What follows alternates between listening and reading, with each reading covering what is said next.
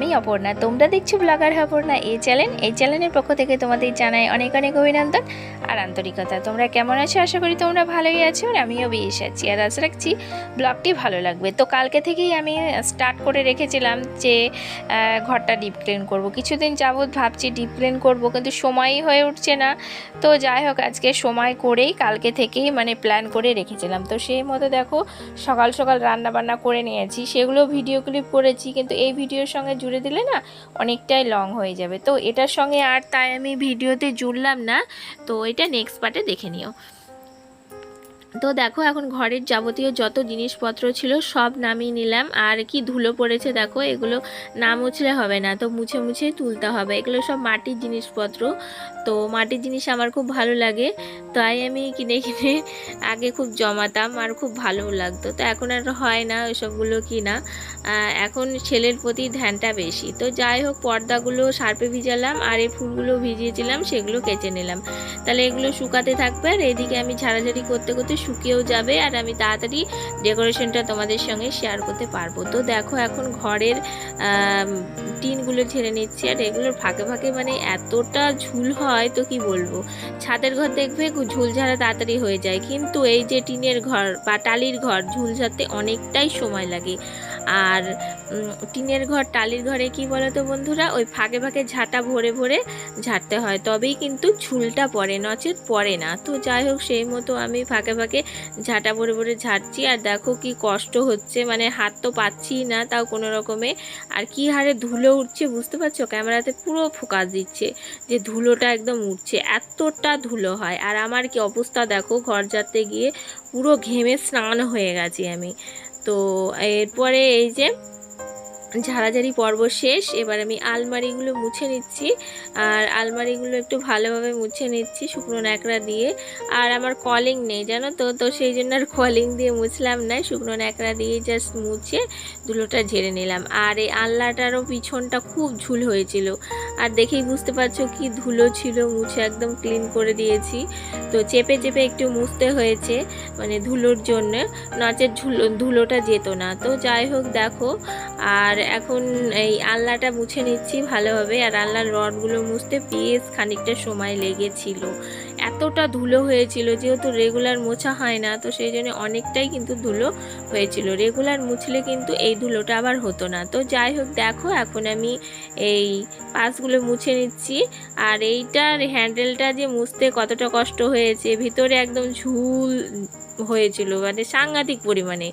তো সেটাই ভালো করে ক্লিন করে নিলাম। আর তারপরে যে এখন এসছে আয়নাটা মুছে নিতে। আয়নাটার অবস্থা দেখো, আমার ছেলে 12টা বাজিয়েছে, যা পায় তাই সাটিয়ে দেয়। কি করব, ছোট বাচ্চা থাকলে পরিষ্কার করে রাখলেও কিন্তু পরিষ্কার থাকে না। যতটা পারি আমি চেষ্টা করি পয় পরিষ্কার থাকা বা পয় পরিষ্কার করা, কিন্তু থাকে না আমার ঘরে।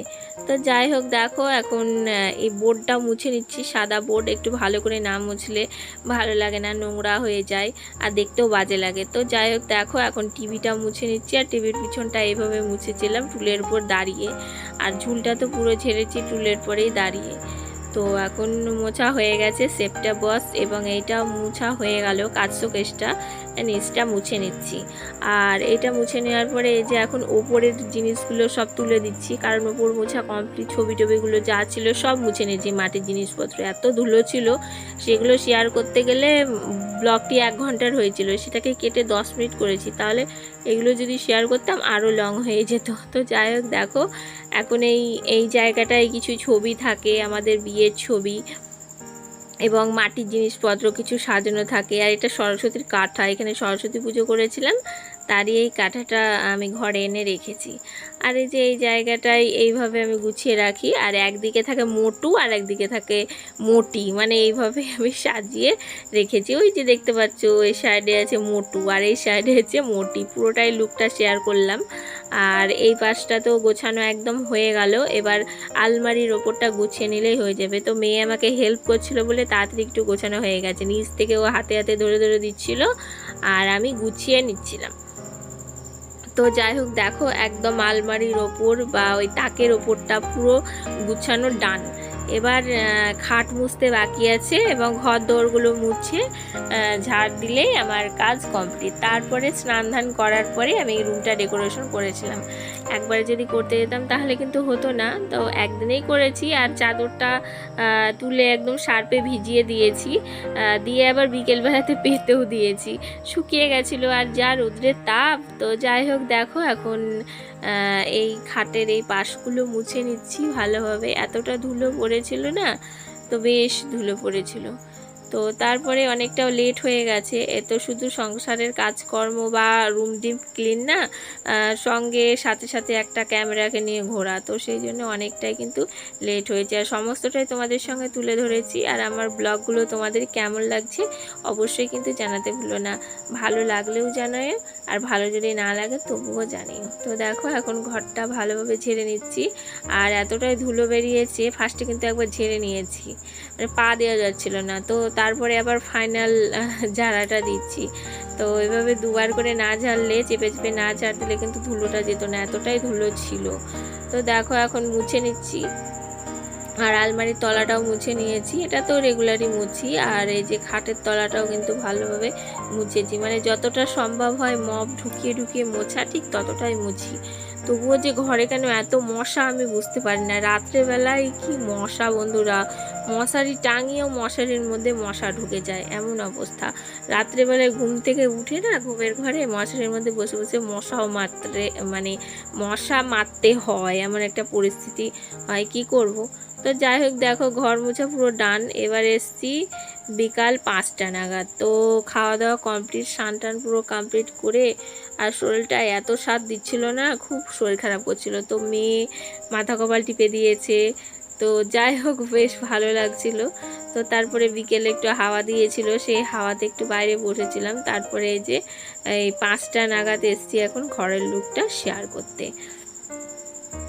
আর এই যে পর্দাগুলো লাগিয়ে দিলাম, ফার্স্টে জানলাটা লাগিয়ে দিলাম, তারপরে এই যে বিছানার চাদরটা শুকিয়েও গেছে দেখো, এখন পেতে নিচ্ছি। আর তো ভাবলাম ব্লুটাই পাতি, কারণ এক্সট্রা ছিল একটা চাদর, সেটা পাতলেও হতো। তো ব্লুটা পাতলে না একটু বেশি ফোটে খাটটা, তো এই আর কি। আর যেহেতু ব্লু চাদরের মধ্যে সাদা সাদা কলকা, এই জন্য আরও বেশি ফুটে ওঠে।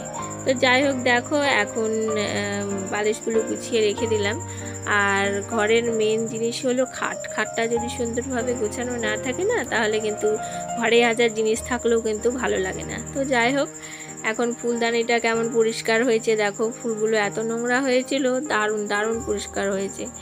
তো যাই হোক এটা তো টিভির পাশেই থাকে, তো টিভির পাশেই রেখে দিলাম।